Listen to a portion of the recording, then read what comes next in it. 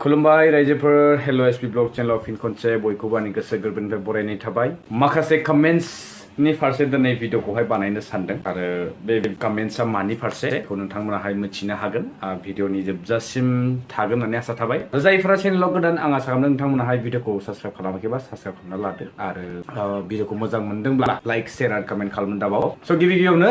कमेन्ट्सखौहाय फरायग्रान लानो होननानै सानदों आरो कमेन्ट्सखौ फरायनाय लोगो लोगो हयथ' नोंथांमोनाहाय मानि फारसे भिडिअ बानायनो नागिरदों हयथ' बुजिनो हाखागोन फार्स्टआवनो आङो मोननैसो कमेन्ट्सखौ पिक खालामदों माने बांद्राय गोलावबाबो बुरजाद्राय लाब्लाबो माने समाहाय मिलायहैया बेनि थाखायनो अब्लाबो जोबोद गोनां आरो जोबोद मोजां कमेन्ट्स आं मोननैसो कालेक्ट खालामनो हादों स' ब्रेल क्वीन ना बे मोनसे फेसबुक पेजनिफ्राय बिथाङा मोनसे बीर एन्टारटेनमेन्ट चेनेलावहाय कमेन्ट खालामहरदोंमोन सरि विदाउट माने कनसार्न माने आं बेखौ पिक खालामनाय जाबाय बाट आं सानदों बे जोबोद इम्परटेन्ट जागोन आरो बयबो बेखौहाय मोनथिनो गोनां दरखार होननानै सानदों बेनिखायनो बे कमेन्ट्सखौहाय लानानै फैदों आरो जुदि माबाफोर जुदि नोंथांमोनाहाय प्रब्लेम दंबा इस्यु दंबा नैबे कमेन्ट्सखौहाय पाब्लिकलि होनायनि थाखाय अब्ला प्लिज कमेन्ट खालाम हरफिननो हागोन आं बेखौ रिमुभ खालामनानै होगोन स' ब्रेल क्वीन बिथाङा लिरना हरदों होमबा बर'फोरना हिन्जाव खारनाय जोब्बा थारमाने बर' हौवाफोरना हिन्जाव खारनाय जोब्बा हौवाफ्रा बांगालफोर बायदि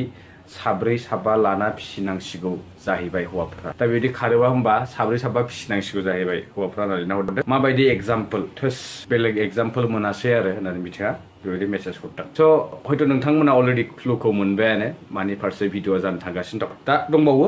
मोननैसो कमेन्ट्सखौ फरायग्रोनानै बेनिफ्राय बेनि बागै सावरायलांनोसै आं थाबैनो फरायना होनि प्रकाश दैमारि बिथाङा लिरना हरदों डिजायर अफ फ्लेश ना डिजायर अफ फ्लेश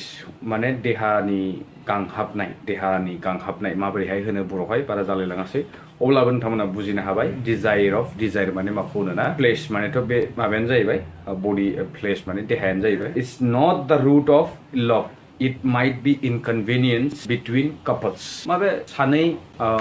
सानैनि गेजेरावहाय हौवा हिन्जावनि रिलेशनशिपआव माबा मोनसे गोनो गोथो इनकनभिनियन्स माबा मोनसे प्रब्लेम बा डिस्टार्बेन्स थानो हानाय अर एल्स इमेच्युर थिंकिं एक्सेट्रा ना थारमाने गोरलै माने साननो हनो हानाय जाथ'यि इमेच्युर साननाय बेबायदि जाहोननि थाखायबो माबा मोनसे इनकनभिनियन्स बेबायदि रिग्रेट जानो गोनां प्रब्लेम्स बायदिसिना बेफोरो नुजाथियो रिलेशनशिपआव स' your personal physical visit and speech can make today's society mature दा नोंथांनि पर्सनेल स्पिच ना नोंथांनि जि बिथोन होनाय नोंथांनि जे मेसेज खौरां हरनाय पर्सनेलि can make today's society mature दा सोरबाफोर बेबायदि थौब्ले साननानै दङब्ला बिथांमोननि थौब्ले साननायखौहाय राफोद खालामनो हायो सोरबा सासे माने गोरों व्यक्ति बा सोरबा एकदम मेच्युर्ड सिनियर सिटिजेनफोर बा सोरबा मेच्युर्ड माने अलरेडि लाइफआवहाय गोबांथार एक्सपिरियेन्स मोननाय बेफोरनि बागै मोजां एडभाइस होनो हानाय मोजां स्पिच होनो हानाय बेबायदि जुदि होयोब्ला हयथ' बे इमेच्युर स्पिचाहाय मेच्युर्डआव कन्भार्ट खालामनो हानाय बेबायदि बिथाङा लिरना हरदों नट विथ ब्लेक कब्रा एड्स एक्सेट्रा स' अलरेडि नोंथांमोना बुजिना मोनबाय सोरनि बागै बे मेसेजआ फैदों ना अके जेन हक मोननै दंबावो बेखौ आं फरायथारनोसै दीपा ब्रह्म लिरना हरबावदों आगोलाव नोंथांनि भिडिअफोरखौहाय नायना मोजां नाङोमोन नाथाय दाना नोंथांनि भिडिअफोरा जेबो ओंथि गैयि जोबोद मोनसे गोथौ मेसेज हरदों बिथाङा आंबो पार्सनेलि बिथांनि भिडिअसफोरखौहाय जेब्ला फार्स्ट टाइम बिथांखौ नुयोना आं जोबोद एक्साइटमेन्टआव नायोमोन आरो मोनसे गोग्गानाय फिल खालामोमोन ना जोबोद इन्टारेस्टिं नाङोमोन आरोना माने डेलि बिथांनि भिडिअखौ नायोब्ला मोनसे गोदान दिनै सोलोंनो मोनबाय होननानैहाय गोजोननाय मोनोमोन एन्ड प्राउडलि जोङो बेखौहाय लाइक शेयारबो खालामो इभेन दाबो नायो बाट गेजेर गेजेर माने एसे नायनो बाखांनायबो मोनो थ' बेबायदि जेब्लायबोथ' पजिटिभ रेसपन्सखौ मोनखाया थ' दिनै ससियेल मिडियानि गेजेरजों गोबांथार स्किल गोनां मानसिफोर फैबाय मोजां कन्टेन्टनि सायावहाय दिनै सावरायगासिनो दङ स' बेल' नङा जे दिनै आं नोंथांमोननि गेजेराव भिडिअनि गेजेराव खोन्थालांबावगोन गासिबो जुदि फार्स्टआवनो खोन्थायोबा नोंथांमोना नायजोबनाय नङा स' ग्रिन नेशन बसुमतारी बिथाङाबो लिरना हरबावदों अके आदाया सासे PhD हल्डार जानानै एसेबाबो एथिकेल बा मरेल भेल्युस थानांगौ नो डाउट डेभेलपमेन्टखौथ' बयबो लुगैना बा डेभेलपमेन्ट जानांगौ खिन्थु डेभेलपमेन्टनि मुङावहाय बिदि गोदाव सोराव बुंलाबायबानो डेभेलपमेन्ट जागोन बिदिबो नङा होननानै बिथाङा लिरना हरो स' आङो कपियाव लिरना लादोंमोन मानोना डिभाइस मोनसे आङो बावबोदों मोनसेखौहाय स' बेनिखायनो एसे टाइमबो लाबाय भिडिअखौहाय स' दा नोंथांमोना अलरेडि सोरनि बागै सावरायनो नागिरदों बेखौ हमदांना मोनबाय स' बिथाङानो जाहैबाय आलफ्रेड बसुमतारी आदा आरो जेम्स बिथांजोंहाय सानैया बिथां सानैबो माने मोगा-मोगि जालायनानैहाय बेबायदि मोनसे डिसकाशननि गेजेरजों खोथाया नैबे मेसेजआ फैदों स' बेवहाय आदा आलफ्रेडनि जितु बे बादल' वाटारमेलन होनना खोन्थानाय ना आंथ' बुंनोनो लाजिबावबाय बाट दा एख' क्लु होद्रायाब्लाबो खायसेया बुजिनाय नङा बेनिखायनो स' बे खोथाया मानि थाखाय सिखांदों दिनै ससियेल मिडियाआवहाय बे आदा आलफ्रेडनि कन्टेन्टफोरखौथ' नो डाउट बयबो मिथिखायो माबायदि कन्टेन्ट लाबोयो जोबोद मोजां कन्टेन्ट लाबोयोमोन बिथाङा एन्ड बर'निफ्राय फार्स्ट होनांगोन बिथाङा जितु एक्सप्लर खालामनाय गोदान जायगा जों नुफेरै जायगाफोरखौ जोंनो दिन्थिनाय स' बेफोरो मोनसे बिराद माने निजेनो थांनानैहाय बै जायगायाव थाहैनाय बा बे जायगानि फिल लानाय बायदि मोनसे बिथांनि भिडिअखौ नायबा मोनसे एटाचमेन्ट जायो स' बाट दिनै ना फेमिलिजोंबो जोङो बे भिडिअसफोरखौहाय नायोमोन शेयार खालामलायोमोन बाट दिनैनि समावहाय फेमिलिफोरजोंहाय खायसे भिडिअफोरखौ शेयार खालामथावै बायदि जोंबो हमदांना मोनदों स' बेनिखायनो नैबे कमेन्ट्सखौ आं लाना फैदों ब्लेक कब्रानि एडजोंहाय दिनै आदा आलफ्रेडनि जितु बुंनाय ना सेक्स एडुकेशना दिनै जोंनि बर' समाजनि गेजेरावहाय गोनांथि जाना फैदों सेक्स एडुकेशना अनलि जोंनि बर' समाज नङा जोंनि एन्टायर इन्डियायावनो माने सेक्स एडुकेशन नांगौ मानोना गोबांथार जों दिनैनि समावहाय नुदों रेप बायदिसिना जानाय आरो बायदिसिना इन्सिडेन्टजोंहाय जोङो डे टु डे लाइफआव जोङो सानफ्रोमबो बेनि खौरां मोनबाय थायो स' बेजोंहाय मोनसे सेक्सनि एडुकेशनखौहाय बेबायदि माबा मोनसे प्रडाक्टखौहाय लानानै सेक्स एडुकेशन होनो हागोन बेखौ आङो पसिबल नुहुराखै आरो सोरनिबा रिलेशनशिपआवहाय जुदि बे प्रडाक्टजोंहाय रिलेशनशिपा मोनसे स्ट्रं बाउन्ड जायोब्ला बे साइन्टिफिकेलि हयथ' बे जानो हानाय खिन्थु ससियेलि जुदि जों बेखौ सानना नायोब्ला बेवहाय 100% प्रेक्टिकेलिटि बे जायाखै जितु प्रडाक्ट मोनसेजोंहाय मोनसे रिलेशनशिपखौहाय मोजां लाखिनो हागोन बेबो सैथो नंजोबा बेनिखायनो नैबे खेत्रआवहाय आं बेखौ एक्सेप्ट खालामनो हायाखै स' बेनिखायनो नैबे भिडिअखौहाय नोंथांमोनजोंहाय शेयार खालामना लाना फैदों नोंथांमोननि अपिनियन्सखौहाय मोनथिनो लुगैदों जे नोंथांमोना आदा आलफ्रेडनि जितु बुंनाय बाथ्रायाव बेसेबां सापर्टिभ आरो जेम्स आदा जितु बुंनाय फिजिकेलि फिट थायोब्ला माखासे देहानि जि अभाब जानाय बेखौहाय जोङो थारैनो फिजिकेलि जुदि फिट थानो हायोबा मेन्टेलि स्ट्रेसफोरखौहाय जोङो जुदि खमायनो हायोब्ला नो डाउट सेक्स लाइफआ हेल्दि जायो बाट मोनसे प्रडाक्टजोंहाय रिलेशनशिपखौ बाउन्ड खालामनो हागोन बे दिनैनि जेनेरेसनावहाय मोनसे रं मेसेजसो थांदों होननानै आं सानदों मानोना दिनैनि समावहाय बेखौहाय इउज खालामनो नागिरो प्रेक्टिकेलि स' बेवहाय बहाबा नङा बहाबा माने मोनसे नेगेटिभ इम्पेक्टबो लाबोदों स' आरो एन्टारटेनमेन्ट खालामनांगौ नो डाउट दिनैनि समावहाय माखासे भाइरेल भिडिअसफोरा मानि थाखाय जायो स' बेनि बागैबो सावरायदोंमोन बिथांमोना सानैजों स' भाइरेलाथ' जायो नाथाय बिदि होननानै नङा दे नोंथाङा नोंनि कन्टेन्टखौहाय कमप्लिटलि डाइभार्ट खालामनानै मोनसे बेलेग लाइनाव लाङोब्ला बै नोंथांनि जितु फार्स्ट टाइमनिफ्रायनो फल' खालामबाय थानाय अडियन्स भिउवार्सफोरा जाय नोंथांखौ सापर्ट खालामबोदोंमोन स' बेवहाय गोबांथार बेलेग एज ग्रुपनि मानसिफोर थागोन स' बेबायदियाव माखासे कन्टेन्ट्सफोराहाय थारैनो बुङा सानब्लाबो बुंनांगौ जादों आदा जुदि बाइचान्स नोंथाङा आंनि भिडिअखौ नुबाय बायदोंबा गाज्रि मोनब्लाबो दिनै आङो जास्ट मोनसे रायजो राजाफोरनि अपिनियनखौ बिहरनो होननानैसो नैबे भिडिअखौ बानायनाय जादों स' फेमिलिफोरजोंहाय सम मोनफा मोननै नङा माने फेमिलिफोरजोंहाय दिनैनि समावहाय नोंथांनि माखासे भिडिअसफोरा नायनो हायैबो जादों आरो बे नोंथांनि थाखाय खुनु प्रब्लेमबो नङा आरो भिउवार्सफोरा आंल' नङा बा सोरबा आंनि फेमिलिबो नङा बा सोरबाया नङा गोबांथार दङ दिनै सोरबाया नायनो बादोंबा सोरबाया नायलायगोन बेबायदि बाट स्टिल आदाखौ जितु जोंनि सारा बिटिसियावनो दिनैनि समावहाय आलफ्रेड बसुमतारी बिथां होनब्ला सोर होननानैहाय मोनसे इउनिक आइडेन्टिटि दंमोन आरो स' बेखौसो आङो दिनै आंनि भिडिअनि गेजेरजों फोरमायनो सानदों स' हप आसा खालामदों इन फिउचार आरोबाव आदा आलफ्रेडनि चेनेलनिफ्रायहाय जों बेबायदि मोजां माने वर्ल्ड एक्सप्लर खालामनाय जायगाफोरखौ एक्सप्लर खालामनाय आरो बेनि बागै डिटेल्सै जोंनो फोरमायनाय बेबायदि भिडिअ नुबाय थागोन होननानै जोङो जेब्लायबो बेखिनिखौहाय नोंथांनिफ्राय बा बिथांनिफ्राय जोङो मिजिंथियो आरो नुबाय थागोन होननानै आसाबो खालामो एन्ड जि सावरायदों जोबोद मोजां मोनसे एवेयारनेसबो लाबोदों स' बेवहाय मोजां गाज्रि जों गासिबो हमदांनो हायो स' बे गावबागाव पार्सपेक्टिभ जागोन सोर बोरैहाय सानो सोर बोरैहाय स' बेयाव बुजिनोबो हानांगोन स' सेक्स एडुकेशना इम्परटेन्ट नो डाउट जोंनि समाजल' नङा दिनै भारत हादरा इन्डिपेन्डेन्ट भारत स्वाधीन जानायनि समनिफ्रायनो दिनैसिम जों माबायदि जेंनाजों भुगिबोनांदों आरो दिनै डे टु डे लाइफआव अलरेडि आं मेनसन खालामबाय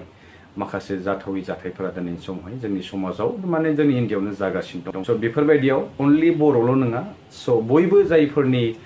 माइन्डसेटआ दिनैसिम माने क्लियार नङा बिथांमोननि थाखाय प्रपार सेक्स एडुकेशनबो नांगौ आरो लोगोसेनो रिलेशनशिपखौहाय स्ट्रं खालामनो थाखाय फाइनान्शियलिबो स्ट्रं जानांगोन सासे व्यक्तिया फिजिकली फिटबो थानांगोन सेक्स लाइफखौ मेंटेन खालामनो आरो लोगोसे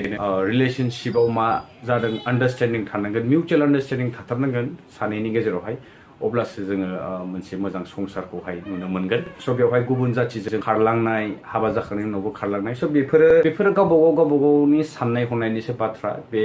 अनलि जोंनि बर' हारिनि गेजेरावल' नङा जोंनि बर' हारिनि गेजेराव बे दावराव दावसिया मानो बांद्राय जादों होनना बुङोब्ला आंथ' मोनसेल' रिजनखौ नुहुरो जे जोंनिया जों माने माबा मोनसे फिसा इन्सिडेन्ट जाबाबो दिनैनि समावहाय उन सिगां सानालाबासिनो सिदायैनो ससियेल मिडियाखौ टारगेट खालामनानै ससियेल मिडियायावहाय बै जिनिसफोरखौहाय माने फाइनाल रिजाल्टसिम मोनहैयालासे बिजिरग्रोआलासेनो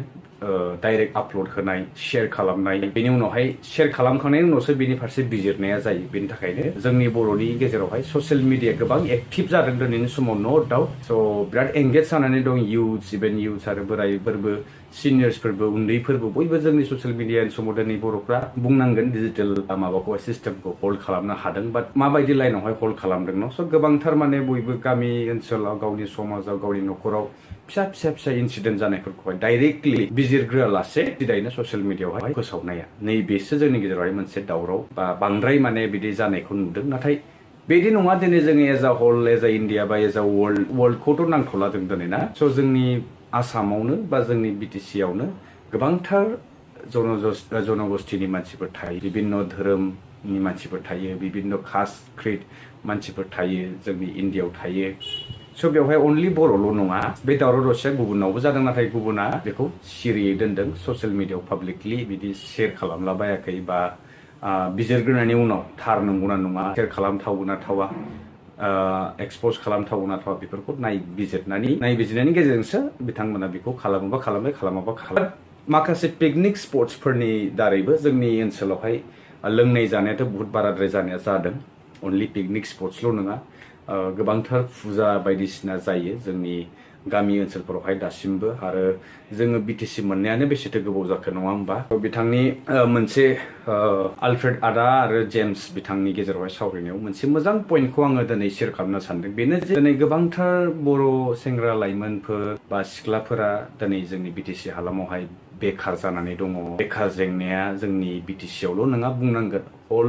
जोंनि भारत हादरावनो इन्डिपेन्डेन्टनिफ्राय लानानै दिनैसिम ना गोबांथार आनएमप्लयड इउथ्सफोरनि जेनेरेसन इउथ्सफोरनि पपुलेसन गोबांथार माने मोनसे हाइ लेभेल टाच खालामनो थांगासिनो दं जेरैहाय थांनाय एडिआरएनि 3rd ग्रेड 4th ग्रेडनि जितु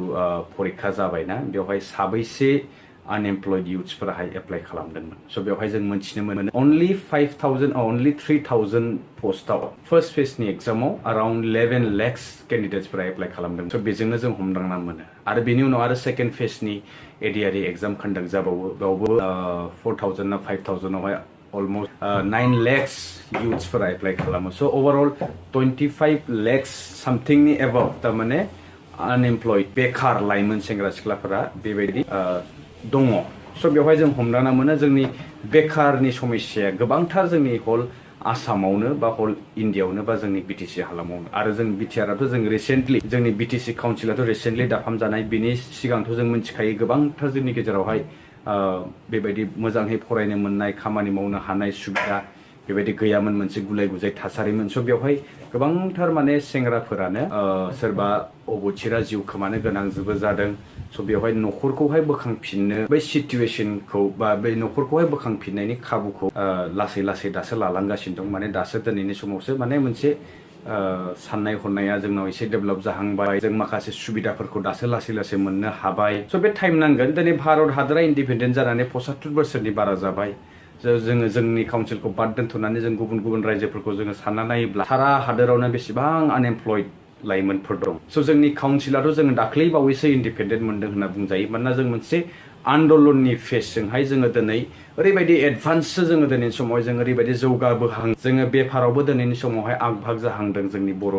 लाइमोन सेंग्रा सिख्लाफोरखौ नोजोर होयोब्ला दिनै फरायनायनि खेथ्रआव गोबांथार दिनै मोजां पार्सेन्टेज लानानै पास खालामनो हादों दा खोथाया बेसोरदि दिनै ग्रेजुवेट्स पिएइचडि हल्डार्स गोबांथार दिनै जोंनि बर'नि गेजेरावबो जाबाय बाट दुखुनांथाव बाथ्राया बिसोर दिनै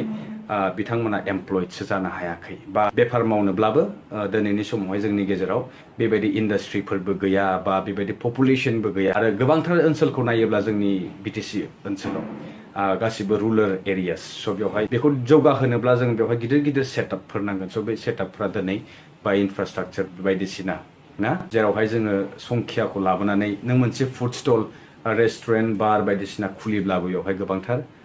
मानसि नांगोन नङा होमबा जाहैग्रा बा सोरबा बायग्रा कास्टमार्स नांगोन स' बे कास्टमार्सआ बोरै फैगोन जेब्ला नोंनि ओनसोलाव माबा मोनसे अनुस्थान बायदिसिना बा संखिया थागोन गोबां संखिया थागोन अब्लासो बायलाय फानलाय बिजनेस ट्रेडिशनेल बिजनेस बा जिखुनु टाइपनि बिजनेसा जौगा स' बेफोरबो मोनसे जाहोन जायनि जाहोनाव दिनै बेफार मावनो सानब्लाबो दिनै बेफारखौथ' मावबाय दे सोरबा गिदिर गिदिर रेस्टुरेन्टआनो खुलिबाय बबेबा खना जायगायावब्ला बाट बेवहाय जुदि जाहैग्रा कास्टमार्सआनो गैयाब्ला बहानिफ्राय लाबोगोन ना स' बेबायदिबो जेंना गोबां दङ दा आङो मोनसे नैबे भिडिअनि गेजेरजों गासैखौ बुंफुनायबाबो नोंथांमोना अलरेडि मोनथिखाबाय जे जोंनि बिटिसि ओनसोलावहाय बेफारनि जिमानखिनि हमनो हानाय बेफारखौ बेखौथ' अलरेडि हमबायानो जोंनि नोजोरावहाय ना गय बेफार बायदिसिना माइ बेफार बायदिसिना ना एक्सपर्ट इम्पर्टनि बिजनेसफोर रेस्टुरेन्टफोर मोजां मोजां दङसै दिनै जोंनि समावहाय जोंनि ओनसोलाव लजफोर दङ मोजां मोजां बाट लज रेस्टुरेन्ट मोजां थानानै मा जानो सोर फैगोन जोंनि बिटिसि ओनसोलावहाय बेबोसो मोनसे साननो गोनां बिसय जाना फैदों स' बेनिखायनो जिमाननाखि जोंनि हाजो ओनसोलाव भुटान हाजो सेर सेर जिमाननाखि पिकनिक स्पट्स बायदिसिना माने रिजार्भ फरेस्टफोर दङ बेफोरखौ जुदि नेसनेल पार्क बायदिसिनाफोर खालामोबा बेवहाय गोबांथार टुरिस्टफोर फैगोन भिजिटार्स फैगोन स' बेफोरो जौगालांब्लासो लासै लासै जोंनि लाइमोनफोर युथ्सफोर जाय बेकार दङ जाय बेफार मावनो सानदों बायदिसिना बेफार मावनो बिथांमोनाबो एंगेज जानो हागोन ना आरो गभर्नमेन्टनि फारसे मोनसे मोजां रिसर्स मोजां इनकाम सर्स फैब्ला बिथांमोनाबो एमप्लयमेन्ट होनो हागोन गोबांथार लाइमोनफोरनो स' बेफोरबायदि गोबां जेंना दङ स' सावरायब्लाबो सावरायजोबनो हाया आरो रायलायगौमानि खोथाया बांबाय थायो बेनिखायनो नोंथांमोना आलफ्रेड आरो जेम्स बिथांनि गेजेराव मा सावरायनाय जादोंमोन बेनि फारसे मोजां कमेन्ट्स बा गाज्रि कमेन्ट्स नोंथांमोननि साननाय बायदि माखौ हरनो लुबैयो बेखौ आंनि कमेन्ट बक्सआवहाय प्लिज ड्रप खालामहर आरो दिनैनि भिडिअनि फारसे नोंथांमोना मा बुंनो सानदों एन्ड लास्टलि आदा आलफ्रेड नोंथाङा जुदि आंनि भिडिअखौ बोरैबा नुफ्लांबायदोंब्ला आंनि इन्टेनसना नोंथांखौहाय डिमरेलाइज खालामनाय बा नोंथांनि फारसे हेट्रेड लाबोनाय थांखिजोंहाय आं बे भिडिअखौ बानायाखै बे जास्ट आङो पाब्लिकनि मोनसे अपिनियन ना नोंथांनि जे बे एड्स होनाय बेनि बागै आरो गोबांथार रायजोफोरा मा सानबावो हयथ' मोजांबो सानो बा गाज्रिबो सानो खायसेया